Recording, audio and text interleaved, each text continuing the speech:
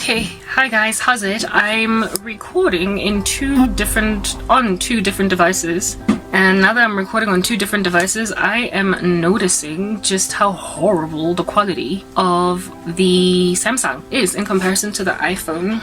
I guess there's a reason why iPhone is number one. Sorry, I'm trying to get better lighting conditions for the Huawei, but it is Android. What I wanted to say was Android. Oh, come on. Like, I don't have time for this. I'm probably gonna use the Android footage, or maybe I'll use the Android sound and the Android sound and the iPhone picture because the Android picture is just horrible. Like, I keep adjusting it and I realize that it's a waste of time. Like, don't even bother, because when it's sitting next to the iPhone, the quality is just so like stark. The difference in the quality is so stark that I feel as if if I alter this side it'll look better. But bottom line is iOS trumps Android all day every day when it comes to picture quality. Anyway, right, so let me explain to you what happened, guys. I'm no longer worried about losing footage because I will definitely have it on the iPhone if the phone dies. Okay, if the other one dies off, what you're looking at in the Huawei is a dumbbell, but it's not showing on the iPhone, but now it is. Hey, look at what I'm working out with during the week. All right, let's move the dumbbell out the way. Okay guys, right, South Africa. In the previous part, at the end of it, you will recall I was talking about how South Africa is destroying the economy, how it's destroying trade and industry. International transactions are being compromised, and it's going to cause international manufacturers, vendors, businessmen and women, basically just business trading like across borders and whatnot. It's going to cause all that to fizzle away. They're going to cut ties just like that with South Africa. They are going to cut ties with selling products to South Africa, online businesses. One day you're going to rock up as a South African on AliExpress, or you're going to rock up on Amazon, or you're going to rock up wherever it is that they've got buyer protection, and you're going to want to try and buy a camera, a wig, a skirt, a tripod stand.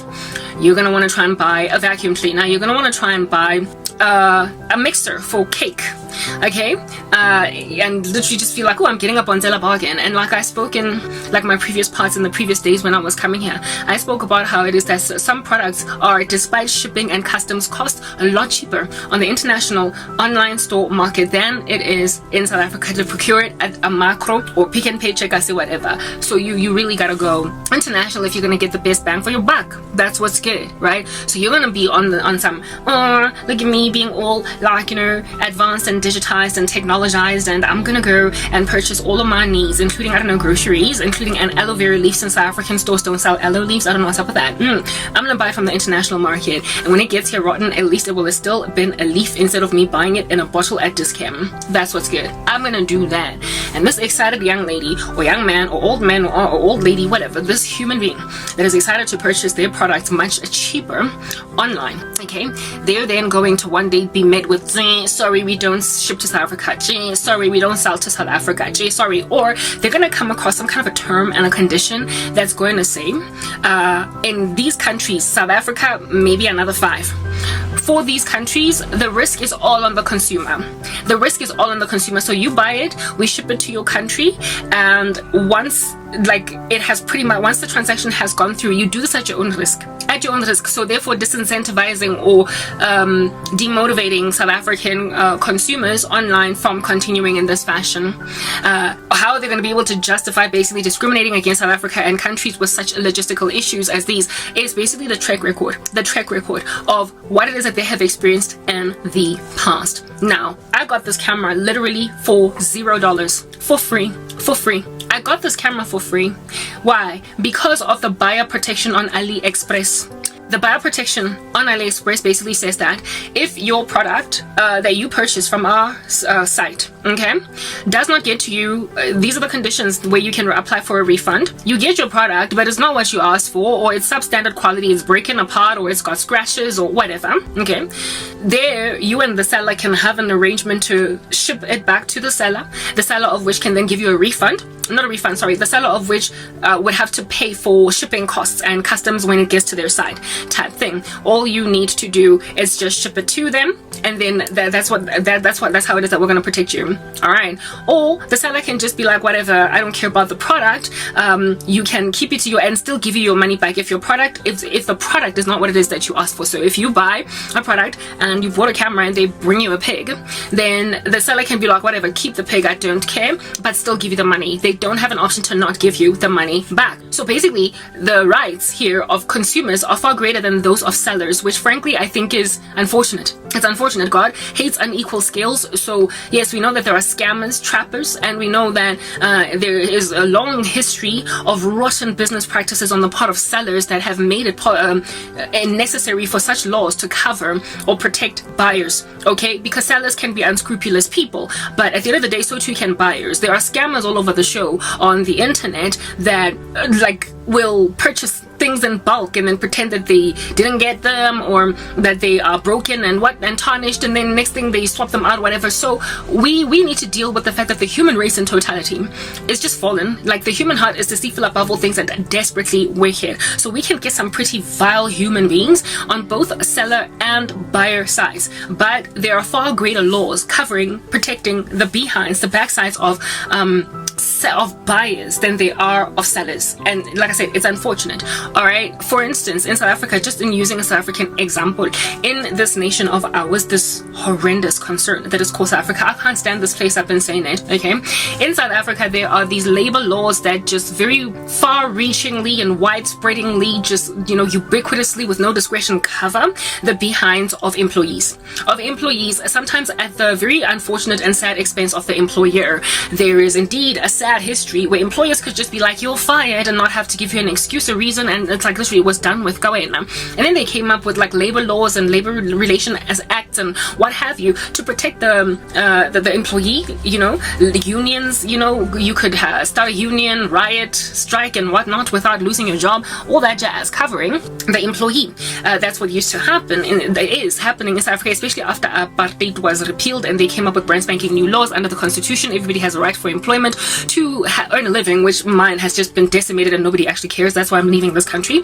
They have this excellent canon statute, but their laws are unaffected. They the application, the implementation, the execution of the actual law, the what is the actual word that I'm looking for? Basically putting it into action. That's just hollow note and ash. So we might have a great constitution, we might have a great law, we might basically have these like widespread excellent liberties, but we don't actually in reality have them. Like, in reality, it's ridiculous down here in these streets. So just as with any other law in this country that looks good on paper but is never ever effected, so too is the Labor Relations Act never really truly beneficial for any party. So companies, organizations in the country have become unscrupulous, basically. What is the word that I am looking for? Underhanded, very shoddy. That's how I lost my whole life. Like, the law is supposed to cover people like me who are just unscrupulously dealt with by organizations that think that they can just mess with employees.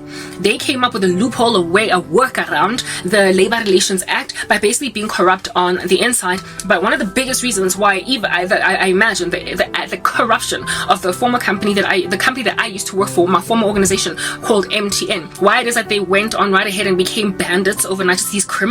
Like, they could be wearing patches because they're pirates. Why they became a bandit against me was likely because of just fatigue, exhaustion that employers in the country had in dealing with employees that were frankly just dead weight, dead beat meat, gathering dust on chairs, warming them up for no other reason than to rock up in the office and warm a chair but do nothing else. Like, people that are incompetent, that are the weakest link, that are wreaking havoc in the company's performance, but that you can't get rid of without first strike, second strike, and third strike. But even with the third strike, you gotta give them a violent severance package. Okay, there are these labor laws that make sure that even if a person is as incompetent as basically a pig just hanging out in the mire, you gotta keep them for a season at a time. And the first written warning and second written warning, there is an expiration date to them, and if this person does good enough within the season of that expiration date, they have to start from first written warning again. Like, they can't keep a person on warning 1, warning 2 for like 5 years. Like, they have to start from scratch if they already have an indiscretion in year 7 or whatever, in year 4, in year 3 of their employment. So what this means is that people rock up at work with babalas in the morning smelling like alcohol. People rock up maybe not even at all at work because of the babala, so they stay home.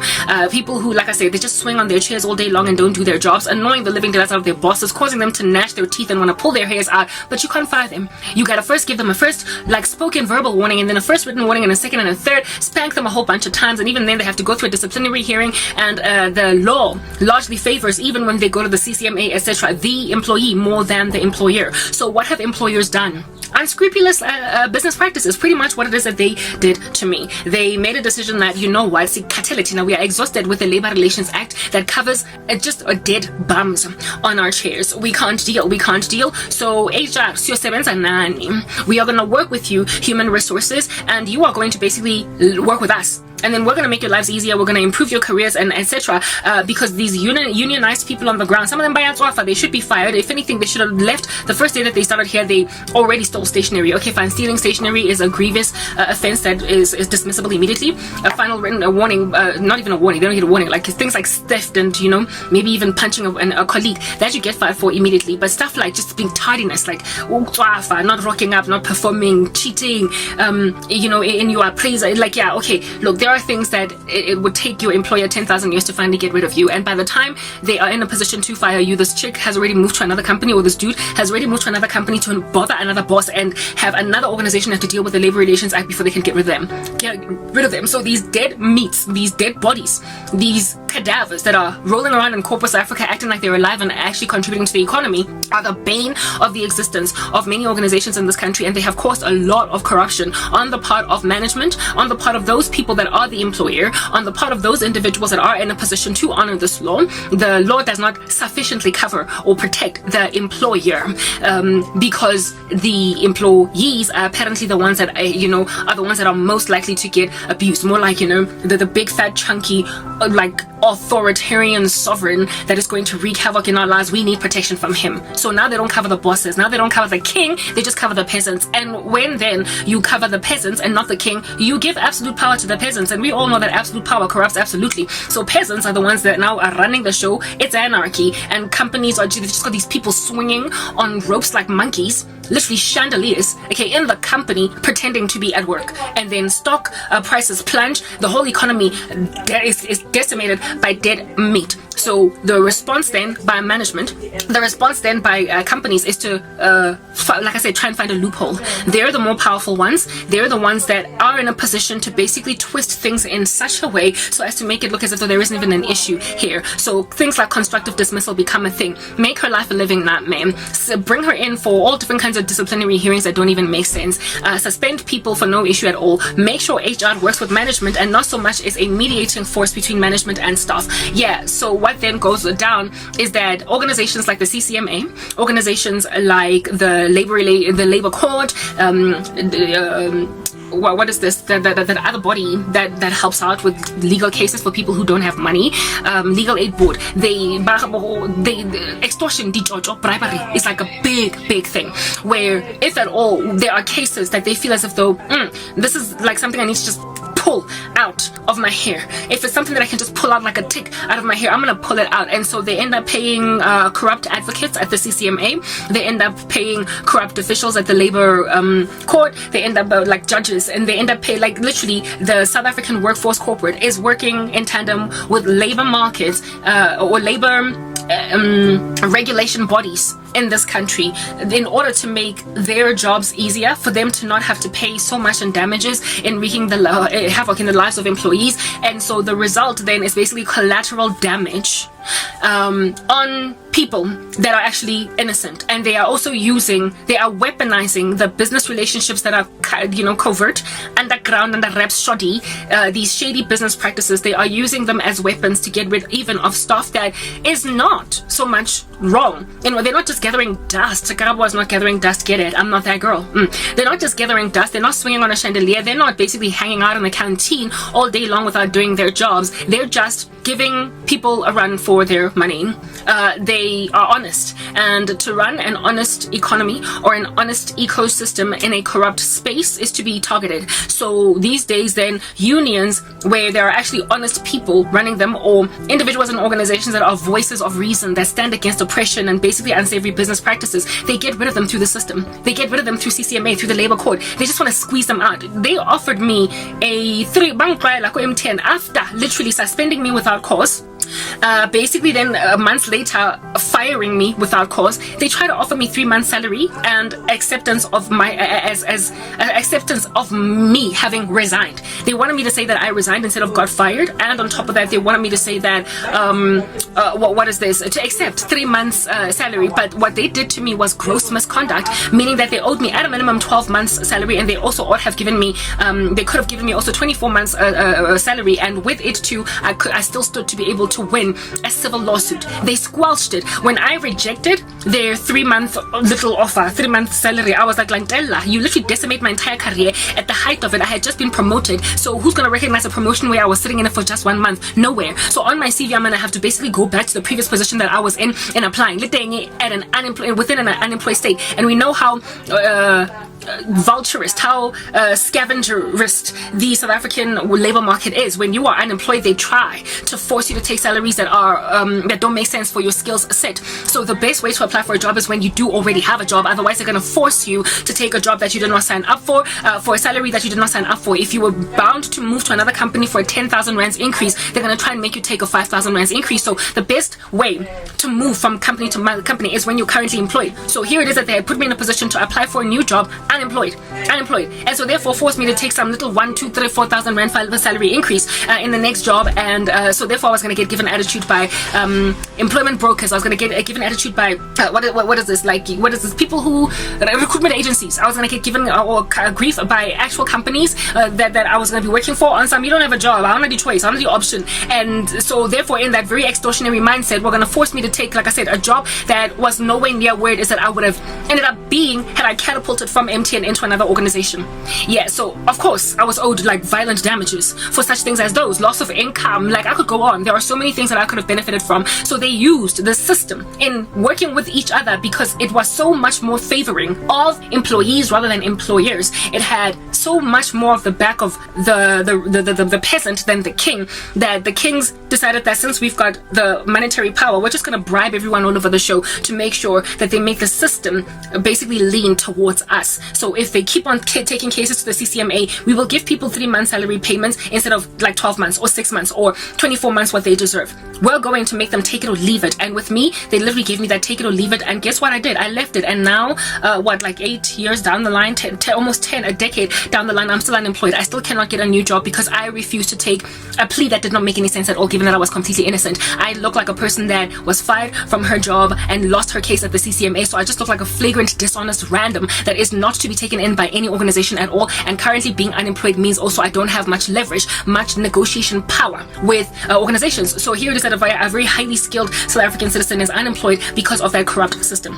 That's what happens when you don't protect both the seller and the buyer. That's what happens when you don't protect both the king in an organization and the peasants, the people on the ground that he runs. The Lord is all about taking care of the king. He raises them up, but he also takes care of the peasants. And an honest king takes care of his, people on the ground. I'm sorry to have to call everything peasants here, but you get my point, right? A good king is one that is going to be so adored. The Bible says that a wicked man, when he takes power, the people on the ground moan, but a good and a righteous man makes the people on the ground rejoice. So a good king is one that effects justice in his land, and so his people don't feel a need to overwhelm him and coup him. And when you have got job satisfaction and you work for a boss that you actually like, the likelihood of corruption roaming through your bones to wreak havoc in your company is very low. So everybody wins at the end of the day. So a legal system that is rich and wealthy is one that takes care of both the seller and the buyer, of both the president and the one that the president runs on the ground, of the king of the land as well as the people of the land. If you don't take care of both people,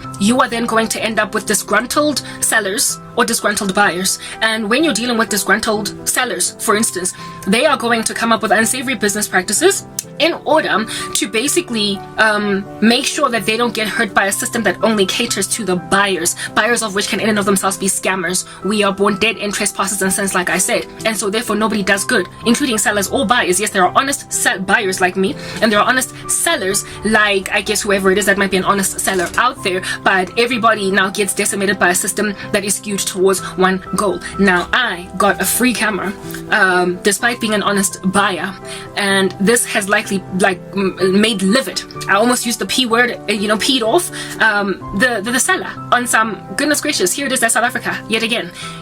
I have sent a product over there, and AliExpress covers the rights of the buyer more than it protects the rights of the seller. And so now I have had to just basically let go of my product. But the thing is, I spoke with the seller.